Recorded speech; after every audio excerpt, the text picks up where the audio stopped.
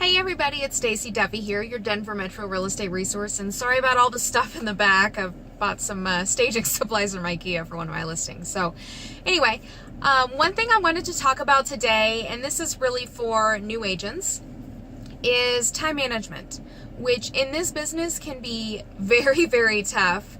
But I'm mentoring one of the new agents in the office right now, and this was our topic last week, and I think it's a really good thing to talk about and to understand, at least to understand what your options are, or maybe some suggestions. Obviously, a lot of people get into this industry because they like being their own boss. The downside of that is no one is going to tell you when or where you have to be and that you have to work. So you can Netflix binge on the couch all week if you want to, but it's not going to make you any money.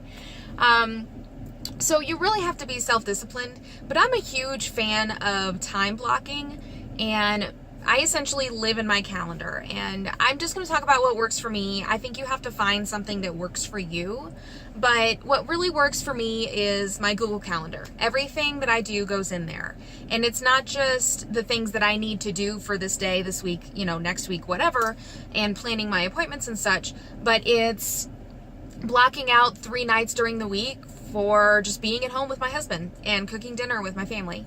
And then, maybe every other Sunday I plan to have some, outing or something. So if my husband and I want to go to a concert or to a Rockies game or something like that.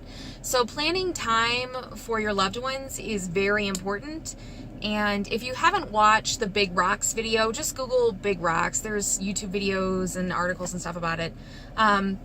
But pretty much the whole point of that is you have to make time for the important things first.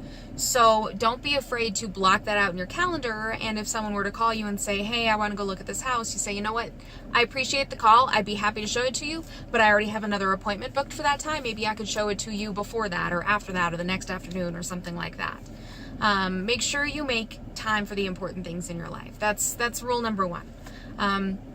Rule number 2 that as a new agent really helped me kind of build my box, I guess. I think that's the hardest part of being a new agent, is building your box and how you manage your time, is to set up showing windows and buyer and seller appointments for each week. So I have recurring appointments in my calendar set for showing windows on Wednesdays, Fridays, Saturdays, and Sundays. And those are just set. So if somebody calls me and says, hey, I want to go look at a property, if it's not time critical, I'm going to put them in one of those pre-scheduled windows because I've already set aside the time for showings. Why don't I take advantage of that? If it's, a buyer that I've been working with for 3 months and as soon as the property comes on, we have to look at it, obviously that's a different story. But as I mentioned, the same for buyer appointments and seller appointments. Have a few options in there, and then when someone says, hey, I'd love to sit down and grab coffee with you and you can tell me about the process of buying a house and I can get to know you a little bit better, then say, okay, great, I have these 3 appointments available during the week. Which one works best for you? I think people also respect you more for that, for, not just saying, oh, I'm available anytime. Okay, well, if you're available anytime, then how busy are you really? So don't be afraid to say, you know what, I have pre-scheduled appointments for these things. Here's some options. Or if you have family time booked or, an outing booked or something like that, say, well, I have another appointment. People respect that. So anyway, another big thing with the calendar and the time management piece is track where your time went.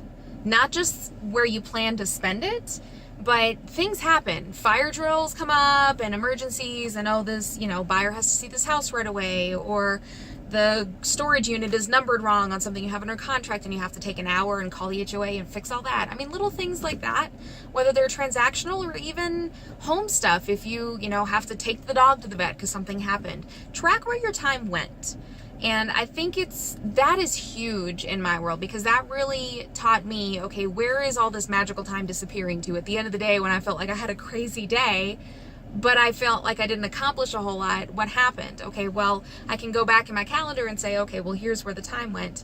And realize you can only remember as far as a day or two. So if it's Wednesday and you're trying to figure out and track what you did last week, good luck.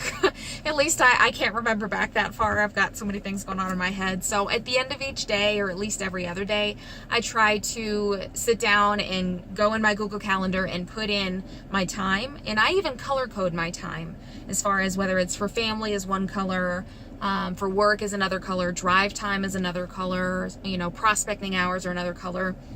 Because it's a great way to be able to visually look at your week or your day and see where your time went and what activities sucked up your time. And some of those may be good and some may be bad. But anyway, that's just a couple tips as far as time management, or at least kind of how I manage my calendar, and some suggestions for that. But if you have any other questions or comments, I'd definitely be open to them. Please feel free to leave them down below, or you can reach out to me directly. My contact information is on my website, and the link for that is down below as well. So thanks so much for the time, and have a great day, guys. Bye-bye.